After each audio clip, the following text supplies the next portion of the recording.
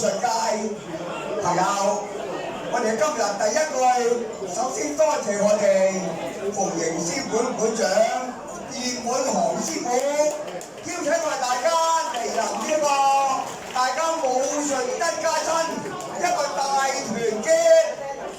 我想同大家先講兩句嘢。第一句，我哋發揚優良中華文化傳統，我哋要友情永久。我哋武術界朋友，我哋嘅感情係永在。